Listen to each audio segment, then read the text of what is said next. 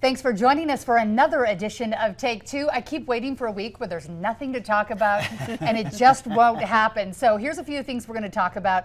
A new poll out about how how Utahns feel about President Trump. I'll let you guess. There has been some talk of racist tweets. I'm guessing you've heard that this week from the president.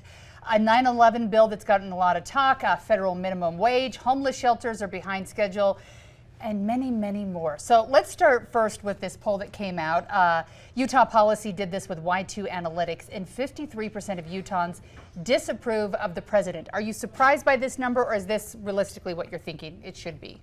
So it's what it should be. One thing that's interesting about this poll is it's actually the same numbers he had in 2016. And so just there's some perspective there. What I think is interesting about these numbers is of the 53% who disapprove, 44 of them said they strongly disapprove. And usually when you read polls, if you say somewhat, you'll have the conversation. Right now, 44, when you say strongly, you're like, I'm done with the conversation. I don't like this guy. What was more interesting is they released some more numbers today. And the big thing for me was in the re-elect numbers, it looks like he's losing. So he carried the state in 16, if you remember. Now he carried it low. I want to say he won by 45%. Yeah. There were three people in that Today's race, numbers show he wouldn't win an election in Utah. Yeah. That kind of surprises me, 38%. Well, I'm glad it's July. So it is true. So 45% is what approve of him about. I think it might be a tiny bit higher. And he won with 45%, so that seems pretty on par. Do you think that he's going to make some ground up in the next year and a half? Look, I think that question means different things at different times. Yeah. I think if you were to ask, do you like this president or not, that's a different question than who someone would ultimately run against and what your feelings of that other candidate might be or might not be. And I also think that, you have primary seasons in Utah. So the Democrats will have a primary in June, Republicans will too, and there'll be a candidate from there. And then those November races statewide tend to be a little different. We're not a swing state. And so I will say this, Utah it's Utah nice. And it doesn't surprise me that with all the clamor and all the controversy that we've seen this week, that people do. I mean, asked in an innocuous way, do you like or not, would you vote for this person versus without any contrast of another candidate? Would you? I could see where people would be less inclined right now, but 42% of people said unnamed Democrat, unnamed third party. 42% of people said they would vote for those unnamed people.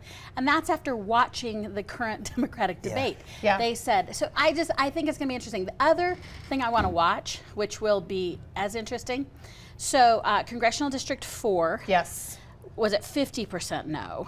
And Stewart's seat 2 was also at a 50% no. So what's interesting is one could suspect that Congressman McAdams will stick with a not for Trump. But Congressman Stewart has actually, from my seat, been gravitating in some ways towards Stewart. Yeah.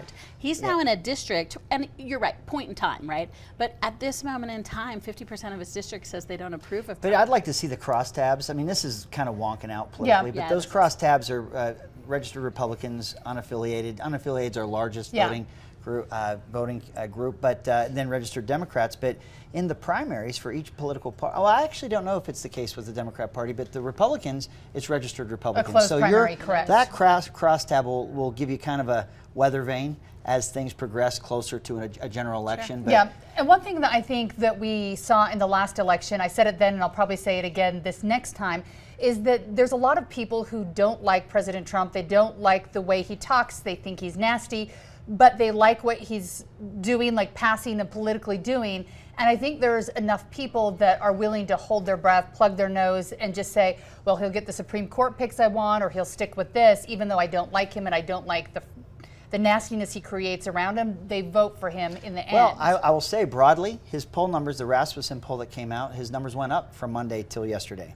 I think that what happens is when he tweets, there's a plain-spoken message that he, sometimes even with grammatical errors, right? Plain-spoken messages.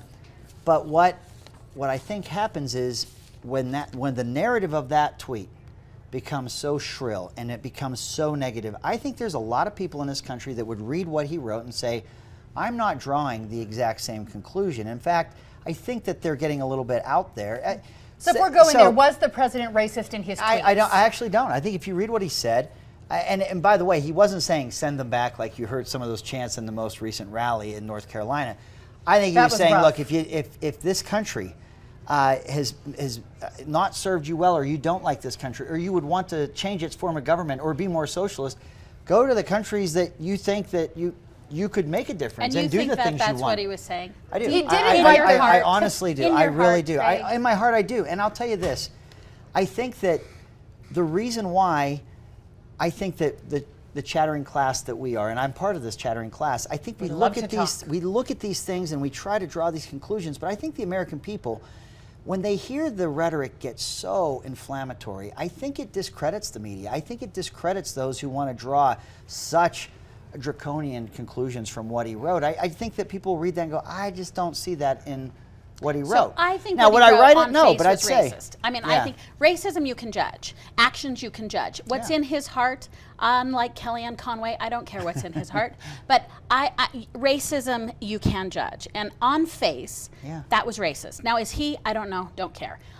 He wrote a racist statement. The other thing that I just find slightly hypocritical is this man who's saying, don't criticize the United States if you don't want to live here, as his slogan, his catchphrase, is an indictment of the United States, make it great again. I mean, he led with sort of change negativity. So I will say, I just think on face, there's no way to say let me test that for 1 racist. second. So the same group, did they call themselves the Squad? All of a sudden, these 4 members of I don't Congress think are being they did. called I think the Squad. somebody else. Yeah. Maybe Trump called them the Squad. I don't know. I do not know the the origin. I tried to find it. I don't know, because I think they call themselves the Squad at this point. I don't know. Squad. We're talking 4 My members of Congress. teenager and her friends call each other a Squad, so it's this just a group thing. also, just a week prior, said that Speaker Pelosi was racist, and they were very strong about that. The problem I have with politics today is if these 4 members of Congress call the Speaker of the House, who is of their party, a racist, it feels like to me there's this collective eye roll. But then if they say it about a Democrat, it is the worst thing and the most accurate thing ever said. It goes back to this selective outrage or selective logic that always gets applied. Is she? I mean, you had that woman, Carol. Is her name Carol King, the woman from CBS that interviewed them? Oh, right. She interviewed them, and she asked Gayle King. Yes, Oprah's friend. She's actually a really good interviewer, and I thought they were really disrespectful towards her. If you watch that interview, you can Google it on YouTube. She asked about that. You said that the speaker is racist, and one of the comments from one of the members of Congress was, I didn't say she was racist. I said what she said was racist. Well, if we're going to parse words here, is the president's words racist, or is he a racist? I mean, again, I don't think we're applying, or they are applying, an even hand or an appropriate life is a two-way street standard. We've had this. And that's where the I You're think the people get president cynical. of the United States of America. Your defense can't be Johnny bit me first, and therefore, right. The rules that apply to Mill Creek Daycare Center, I think they have to go in. And so when he says those things, it is fair. And the problem that Trump has is he tweets them, so therefore they're in record. Yeah. And they're not taken out of context. They're in record. So I don't disagree with the distraction and having the conversation of holding everybody accountable. I actually agree with that. But the externalization, somehow the media isn't treating the president fairly.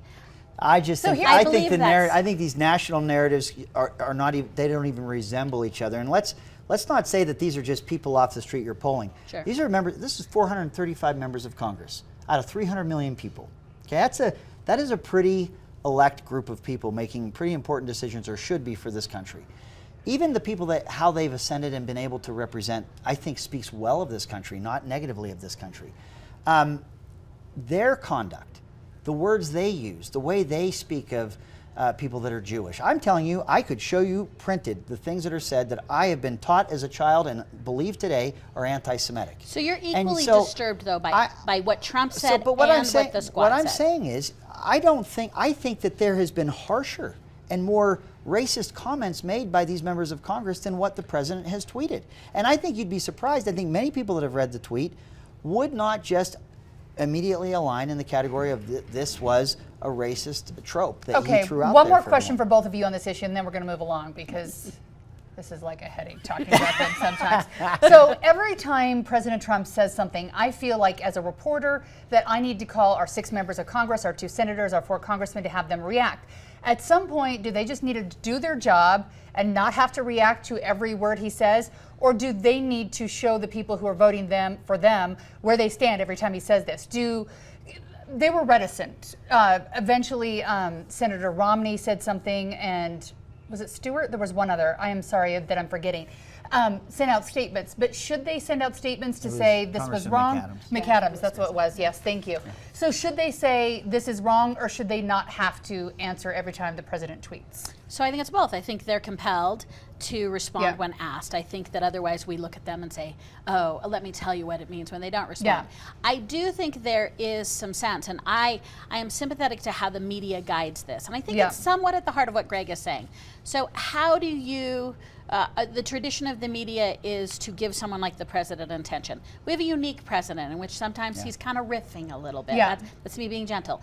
And so the question does become, I am intrigued by trying to maybe ignore things that don't warrant a public debate. I do think that members are required to participate in the public forum if it's presented to them, but I do think it's interesting. I would feel fine about the media saying it wasn't worthy of the discussion. Yeah, and both of them that answered, thank you for reminding me, McAdams and Romney, after they sent a message, because people were saying, Romney, you need to say something, you were elected, saying you're going to hold him accountable. Everyone hated what he said, and then when McAdams sent his out, everyone hated what he said. So I don't know that they made anyone happy. Should they be answering? I appreciate what Maura's just said. We got to get to the substance here. Yeah. We do. We have to decide whether we liked those tax cuts or if we like the judges he's appointing to the courts, federal courts and Supreme Court. We have to decide what's happening on that border. Are we going to do it better? What's happening there? Is that an issue of Congress? Is it the executive branch? Is it the lack of working together? We've got to get to these issues that are real and that they're impacting people's lives. And I'd like some of the shiny trinkets and some of the hyperbole that is, I think, dominating the narrative right now. I'd like that to be clean it up, everyone, so we don't have to talk about Let's talk substance. That's what this show's for, by the way. Let's talk substance. We do that here. Because for years, people have been talking about a federal minimum wage that should be higher. And the House had a vote this week. They were voting for a $15 minimum wage. They had a couple Republicans vote in favor of it. And then 6 Democrats, including McAdams, voted against it. His reason for voting against it, he said that you can't just say $15 an hour across the country and have it be the same because living in San Francisco or New York is vastly different than Utah. Would you agree with that, Maura, or is $15 a fair way to give everyone a running chance at life? Hey, I'm going all in on this. All right, let's do it. Let's go all the way. I appreciate what McAdams said, and I appreciate that there needs to be regional discussions of what is a living wage, and I appreciate having that discussion after we pass a $15 an hour minimum wage. The minimum wage right now is unconscionable. If you've never done this, go, and there's a lot of sites, so I'm not going to name a site. Go online and find a minimum wage calculator, and it allows you to put in basic expenses, which have nothing to do with what we spend every month. It's here's how I live with my family expenses, and the current minimum wage, you're working 80, 90 hours a week to make your bills and keep your kids fed. We have to adjust the minimum wage. I'm going to use words that are communistic. We have to redistribute the wealth. There has to be a sense of, I'm talking about working for it. I'm not talking, remember we're talking about free market here, but we have become accustomed to accepting that someone should die with $2 billion in their bank account, and it was because we find it acceptable for more and more people at the top and not honoring the workers. So I'm talking about work a day, hard work, blue collar, hold the job, be responsible. I am not talking about supplementation, but somehow we've tended to value the super wealth, the majority wealth of a few, and the minimum wage has to be raised. It's not livable right now. Can businesses handle that, Greg? I know that's a question that a lot of people have. I'll tell you, they can handle it easily, but I don't know if it'll be the way that you're hoping they will. What has happened in major metropolitan areas where their city jurisdictions have increased the minimum wage is you see kiosks appear where people used to work. They'll put the kiosk in place where people will self-serve and they'll press the order of what they want. They'll hire people part-time because there may be a requirement that they be a full-time employee, so that's where the minimum wage would increase, so they begin to hire part-time more often. The issue is, in the state of Utah, I think you'd be hard-pressed to find the minimum wage as the average wage here. I think that the market demands people are going to work where they can be best compensated. And remember, this isn't the wage, hopefully, everyone's going to live at forever. You have a starting wage, and hopefully as you work hard and you do these things, you're going to see more compensation for the work that you do. I think the market has a great way of, as an equilibrium of finding where that is. For those that don't know, when you write a law, as well-intentioned and as good as it might sound, there's always workarounds. There always is, and you'll see them in ways that I don't think will achieve what the spirit or the intent of the legislation was. So I'm not an economist, but I was thinking about the idea if someone were making $15 an hour as opposed to $7.25 here in Utah, I believe is the minimum wage, or whatever is in other states, would it then take pressure off the federal government where maybe there were less people living on assistance, where they could, would that change that dynamic and in the end buoy things? You know, I think that debate, look, I'm a states' rights guy. I was a state lawmaker for 16 years. I think that it would be very dangerous, not just with the minimum wage, but with a lot of the policies we see that are federal that don't take into account President George W. Bush's No Child Left Behind that said you had to have a registered teacher for each topic. We had rural communities and school districts in Utah that didn't have the luxury of having someone that had a degree in the respective class, science or math that they were teaching. So it was this federal standard that really did not fit the rural, the suburban, the urban communities around this country. I think that the minimum wage, it would not address the issues across all 50 states. It's not a panacea for sure. It's not a panacea. And if it becomes an issue here, I think the legislature would deal with it, but I don't see them doing it. we want to have this discussion. Why people are forced to go to other means to survive. America has not valued working class people. So I would say, you know, one of the things, I've owned a small business for 18 years. And I don't have a widget, which means I don't have a margin. I'm a professional service firm, so I have to be working for it. I can do that. I could offer health care before it was mandated. Why? Because I valued it. I could offer to pay people a living wage. Why? Because I value them. And often government is the catalyst for that. So I agree with you. When people say we raise the minimum wage and all this, you know, milk and honey comes, I agree with that. But I would rather see us respect a living wage and then deal with the outcomes of it. I do think that when they say it shuts down industry, those are outliers. What about this? Okay, the Starbucks of the world, when you look at them, probably could afford. I've never bought a cappuccino before. I hear they're expensive, but I'm guessing they have a lot more money that they could raise the wages easier than a mom and pop shop. Would it hurt some of the smaller ones trying to compete with bigger companies if they had to raise that wage?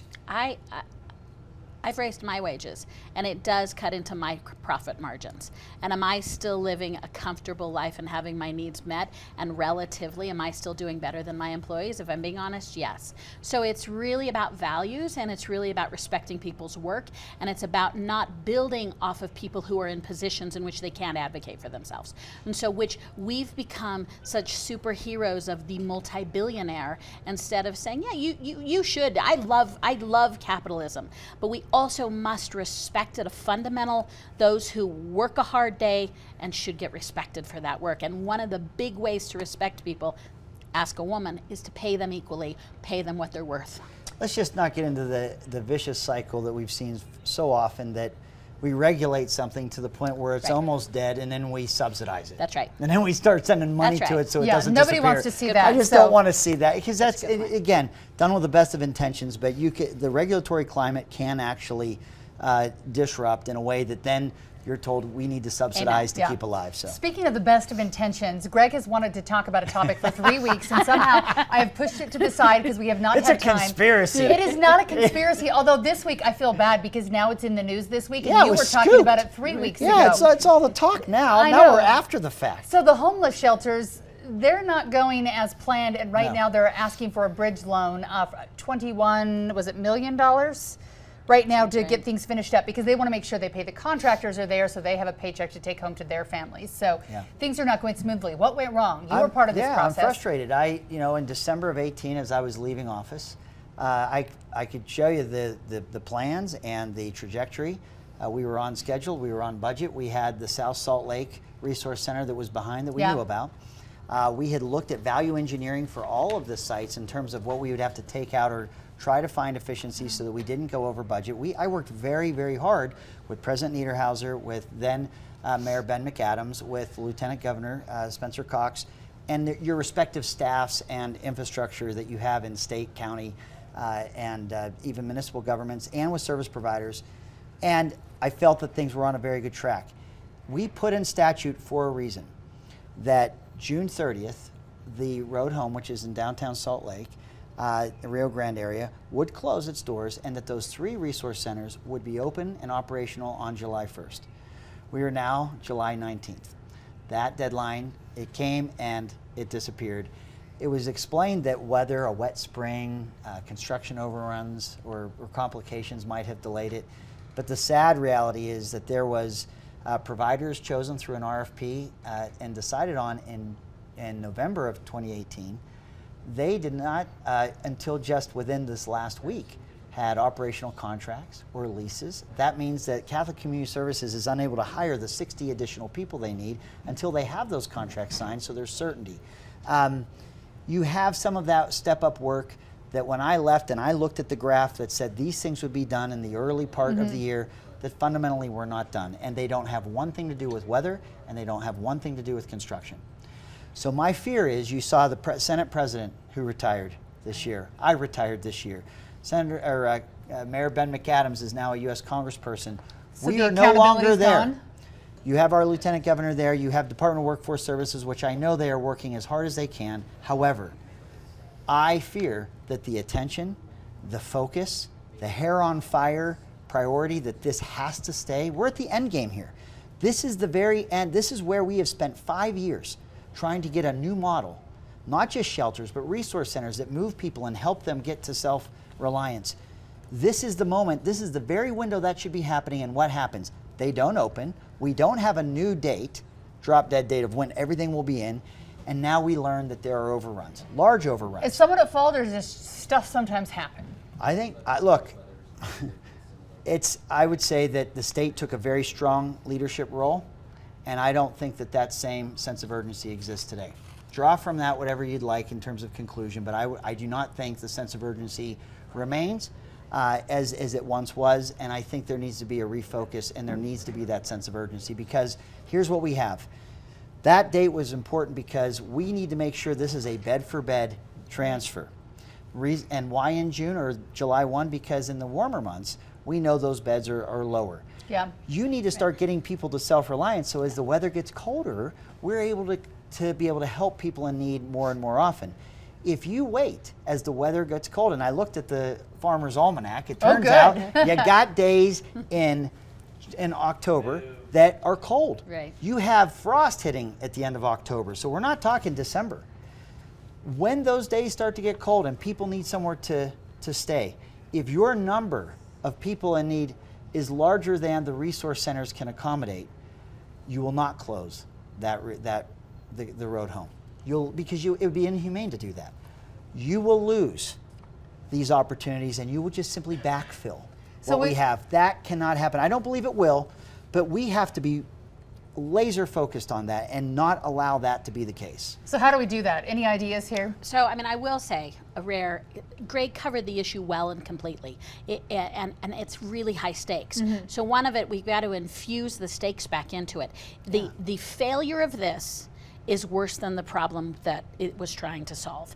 It has been compounded and exacerbated during this transition time. The transition didn't cause it, but as you transition, you put a lot on hold, and if you can't go again, as Greg is suggesting, this is what Greg is saying, if you can't go again, here's the number one, and I'm just gonna underline it from what Greg said, the number one thing I want to see from somebody. So part of the sentence that's the problem is from somebody. From somebody, what I want to see is a lockdown committed timeline. Because what's most disturbing, I can do forgiveness. Greg knows all about slipping construction deadlines in prison. So I think that like that's forgivable, and huge complex projects have huge complex problems. What disturbed me is they didn't say reasons for the slippage, new date. And so what I think we have to insist on is Show me a serious new timeline, show me serious new deliverables, show me the leadership. And again, I say that not indicting the hardworking people. I'm saying to the hardworking people, insist on it. Yeah. Insist on it in every room. Don't get defensive of us criticizing you. Step up and say, I hear you. You must support us, because the consequences of not having the old system in place and the new system in place when we head into the winter months is almost catastrophic. And that's where in the news we can probably be a part of this in holding leaders accountable and checking back in on them. Because I know that we did a lot of stories as it was getting going. And then when the building process has been happening, it's been quiet. So it's time for us to start asking more questions. It absolutely is. And I think we need to every single day ask when. I mean, I really wish there was that hard line date. And I'm hearing dates, I'm hearing ranges of dates. Exactly. We need that, because that's what the statute was meant to do. That's right. Put a line in the sand, and that's what we need. All right. Some people want to draw a line in the sand in places where maybe they shouldn't be drawing lines in the sand or it wastes time. We had another council this week vote on abortion. Is there a reason to do this? Should communities be saying, this is how we feel, or is it a waste of time for the taxpayers in those municipalities? This broke my heart. A city, so it's important, because I'm not talking about the issue. They passed an anti-abortion piece of a resolution. Yeah. And so what's important to me about this is it was a resolution, non-binding. It was a message bill, but it was a city who was taking the action. So I say, federal government, you're taking random positions all the time. You're posturing. You're pontificating. Yeah. State government, occasionally you too do that. We love a good lawsuit against the UN. We love message bills. Okay, I've learned to tolerate that. Local municipal government is the last bastion of please do something for me and my family. So what I was disturbed by, not the content. I'm not trying to approach that. The other thing I want to give permission to. And what city was it this time? Highland City. Yeah, and I believe Harriman has done the same, and maybe I one want of to say Utah Riverton. County. Riverton. That was it. Yeah. And so I just want to say to all local electeds and the people that they serve, I care about water, I care about potholes, I care about my garbage, I care about trail access, I care about safety. You have so much important work. There's a reason that you guys have good approval ratings, is because prior to this you've done a pretty good job keeping your head down. You're nonpartisan, you're productive. Government close to the people is best to the people. I will keep going with my mantras. I love local government. I'm going to really be the one hollering during the national elections to talk about local government. It impacts us more. It's more meaningful. It's about our families and our quality of life. Don't move to message bills. Don't move to statements. Don't move to reiterating, underlining, and redefining what the Utah Constitution has so expressly said. Stay out of the pontification business. Now, if you as an elected official want to use that bully pulpit on your own, if you want to hold rallies, if you want to say, as the mayor, I'm clearly a smart person, and so if you trust me enough to do this, trust me to have this own belief. I'm not telling you to not be crafty about your political prowess. Just don't do it at the dais in a formal way, because I really need local government to stay focused on producing the services. Can you agree with Maura? Do you feel like sometimes the pendulum swung and they need to say something about it before it's too late? I think that's why you're hearing those resolutions, because you hear states like New York and Virginia that are saying they're pushing abortions to the late third trimester, and even if they were partially born or whatever they're calling it. I'm trying not to use pejoratives like infanticide or something that sounds too extreme, but I don't know what we're supposed to call it if you have descriptions of a late third trimester partial birth or a birth, and then they're even contemplating the termination. So is it okay then? I think that's where you see, and I'm just going to say again, as you've pointed out, Maura, let's take the issue aside. The more extreme positions that you hear, the other side you're going to see respond.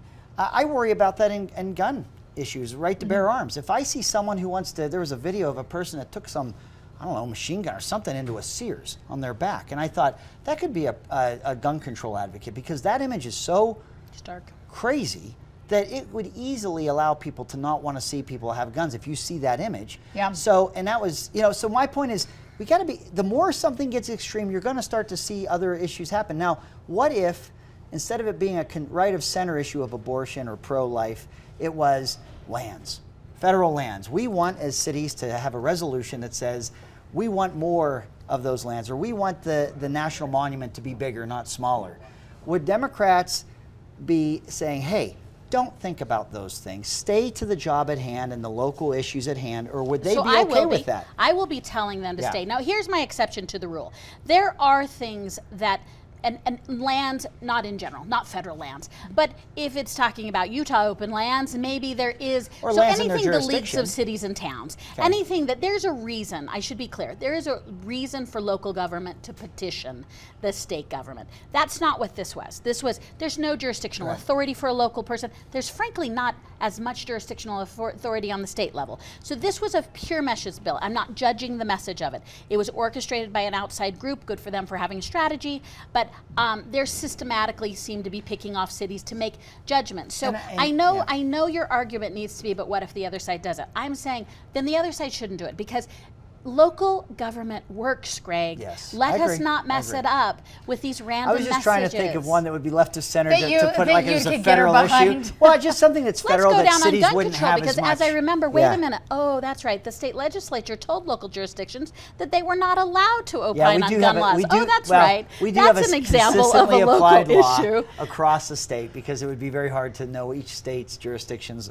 on unique guns. laws on guns. And yet But- you are thumbs up on issues but- you care about, and yet you've restricted local governments. You've oppressed, No, if I've- not mandated, local governments Ooh, to not talk some about fun guns. That's not going true. on. That isn't a protection of those rights. But I'm just, what I was trying to do, and I think we actually agreed We in did there agree. somewhere We do in the agree. We deep can agree press to disagree was about that something. if we don't think that that legislative body of that jurisdiction really has a touch on it, they Right. should be spending their time or their time and talents on the issues confronting the constituents they represent. That's right? That's Okay. right. And they're doing I that agree well. with I'm you. giving them an attaboy and saying, Yeah. stay out of the muck that Greg Do and what I are you in. do well. All right. That's right. One thing I wanted to talk about was something that was also happening in the nation's capital this week, the 9/11 bill. And a lot of people have been accusing Senator Rand Paul and Utah Senator Mike Lee of holding this up, not wanting to help victims of 9/11. Some that we even have here in Utah that went and helped at Ground Zero. They're getting cancer. They were trying to pass a bill that was going to go for 80 to 90 years to cover everyone who could possibly, to perpetuity in the future, get something from that. Mike Lee was trying to dial it back for a little more, I guess it was a shorter time span, $10 billion, 10 years. Maura, was this a good idea to have a little more, I guess, governance over the money, approve it again in 10 years, or is this just not caring about the people who've been hurt, trying to help our country? Soup to nuts, this was political gamesmanship, and he misplayed it, and he's walking it back a little today. But there is unequivocally no excuse for not funding and supporting anything that the 9/11 firefighters, police officers, everyone who came to that. And there's a long history of the challenges they're facing. And so that's real. The other thing that's very real is there's never been an erroneous complaint. And so I appreciate the gamesmanship. I appreciate the buying time. I appreciate a strategy that he wanted to talk Yeah. about other issues. But I don't appreciate that this is one of the rare topics that should not have gamesmanship applied to it. So was this a place where it was, he's always a fiscal hawk, I believe, no matter what the issue was. I think he was in the last big bill where they were trying to get money passed to help after fires and floods and whatnot. Is there a time for fiscal conservatism, and is this a good time to do it? Is it always a good time? Never a good I do time? think you have to apply your eye. I know Jon Stewart, having had a show that was very popular and having a platform to yell a lot. I mean, I know it. I hear the narrative that you're saying. I don't think that's what the senator was looking to do. To your point, Maura, that there hadn't been fraud and that fund had been administered appropriately.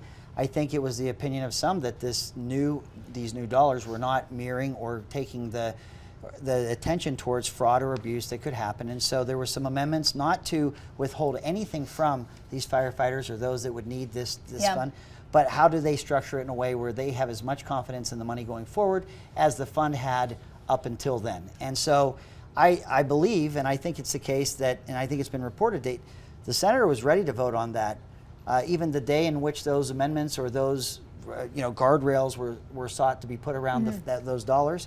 But there were others that didn't want to do it right then. But I believe it's since passed, and I think that they've got that through now. But I genuinely, I know Senator Lee. I do not think he would ever not want to help those in need. I don't think he would look to politicize our firefighters or those that found themselves needing that assistance. I think he just want to be very careful with those funds and make sure they would be appropriated the same way they have up until now. All right, one last issue before we go. Maura's giving you a look. You know what that look was, by the way? It was like, you're wrong, but I'm just going to go on to the next issue. I could read you. I could feel your look. He has seen that look from his wife. I could so feel many your look. times. Oh, do you get in trouble at home often, Greg? I'm not going to comment on that. All right, fine. I need to meet your wife. I haven't done that yet. Okay, the boss. she is the boss. Yeah. Women should be the boss. Utah lawmakers, we're going to talk about this more in the future as the next session comes up. They're looking to the idea of possibly legalizing a safe place to inject heroin to provide treatment options. We want to talk about, is this a great idea or the worst idea ever? Jim Spiewak just did a story about it last week. I believe it's State Representative Jennifer Daley Provost who is going to lead the charge in this. Maura, I know you have strong feelings on this one. So is this dangerous to tell people, hey, this is where you come, we've got an office, you can come shoot up heroin here? Does it encourage drug use to do this? So I'm going to start with the age-old park it for the next discussion, but it means we got to read the bill, right? But here are some things I know about these programs. The most successful one that people talk about is Vancouver did this. Yeah. And people were worried about this. The police were really worried about this. There's never been a death in any of these centers. You need to regulate, and there are some components of these that I think make it successful. Are you using these also as opportunities to educate and interface? Now, not to the point where the people they're intended for don't want to come in, but there are educational aspects. With some big things that happen though, or random sightings of needles, used needles, which is a real big problem in low-income areas for children, go down. So disposing of needles, they have statistically shown this. It also has relieved the deaths through heroin. They've never had a death in one of these centers. The other thing I think we can rely on. So all of us are nervous about this. But if you want to, all of us are nervous, right? If you need a high and you're like, I need heroin, my question is, are you going to shoot it up at home because you're feeling like you need a? I don't know what the feeling is, but do you shoot it up at home, or do you think I'm going to drive to this safe location and go shoot up heroin there? Will people actually go and use a center like that? Yeah, so I think these are mostly not for people probably sitting in their home in Sandy. I think these are mostly for people who are more at risk in their lifestyle at that point. But here's some things we know about who's using in Utah. Yeah. It's our nieces, it's our sons. It's a lot. And so one of the things we need to not do is, and this is hard, I mean that, it's hard, is to not, where is our moral compass on healthcare policy? And that's not easy. And I'm not implying that this is a moral issue, but no one wants to perpetuate it. No one wants the community to send the signal that heroin's great. We just want you to be safe. No one thinks heroin is good. I don't think this is, though, what this is a lot of out of sight, out of mind. The kids aren't seeing junkies shoot up because they are in safe centers.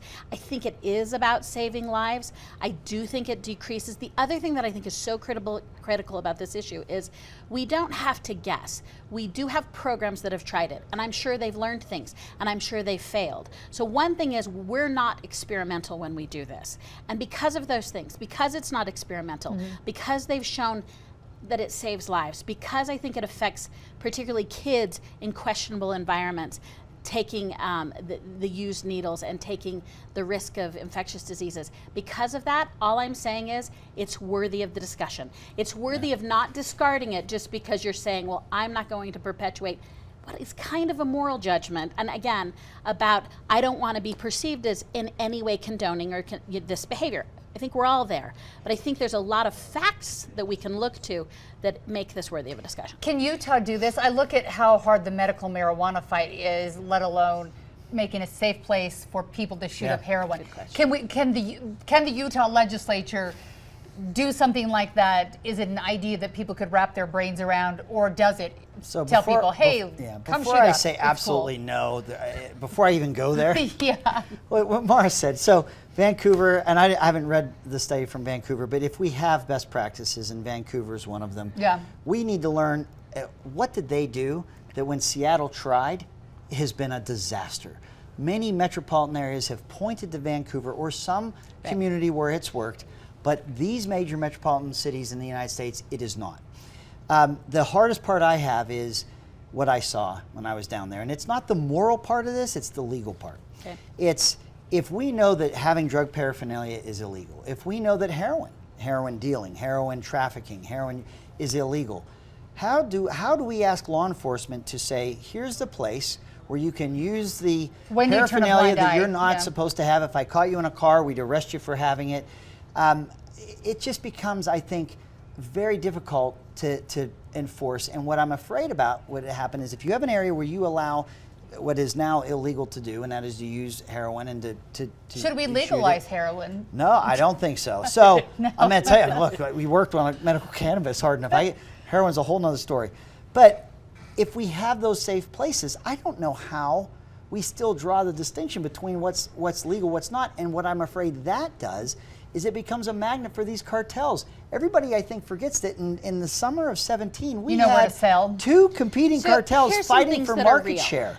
And Cartels it's because don't, it was being used so cartels openly. are not drawn to regulated systems. So I dismiss the notion that if you regulated the cartels, will flock to it because they love a sense of order But and oversight. isn't there a So- usage that goes up for that at all? No, and usage doesn't go up. And there's no version that says, I've never been a heroin user, but that tent, it's so enticing. It doesn't increase. And remember, it doesn't increase access to drugs because drugs are still there. The other part of it is, it would be naive of us to think that these people are not shooting up somewhere right now that is public or semi-public. At least this takes that out of the public space. The police officers right now are making everyday decisions about, they see that kind of crime every day. And they rightly so know that that person is not served going into our incarceration systems. They know that that person is not served by that. So I agree, the hardest problems to have are the hard problems. Yeah. And people living on the edges and drug abuse and homelessness, all of this is hard stuff. Yeah. But I will say, safety and lives, I'm Maura, compelled. the only thing I would say, and I would have to see the difference between it, is I felt that in the summer of 2017, in the Rio Grande area, you had an open drug climate. You could buy, you could sell, you could use in the presence of police officers and everyone else, and there was no consequence. Right. I felt that became a fountainhead for addiction. I felt that the numbers, and we know the numbers were growing year over year, in all aspects, not just the people, but the violence and some of the things that were going on. I would need to know what would be different about a regulated area, like you're talking about. Because you and I versus agree about the dynamic full, of Rio Grande. Yeah, the full open air drug market we were seeing that was going on there. I would need to know what was different about And that. I agree. My point is, let's not shut it down. Let's talk about it. Okay. All right, we're going to continue talking We'll keep about talking. it. We have talked so much today, we are out of time. We will continue talking about this because I think this is not an issue that's going away. And next week, I'm sure we're going to have lots more to talk about. Thanks so much for listening. Subscribe, tell your friends about it because we think we're awesome. Bye, Listen, guys. watch, get up the numbers up. We're having a great time here.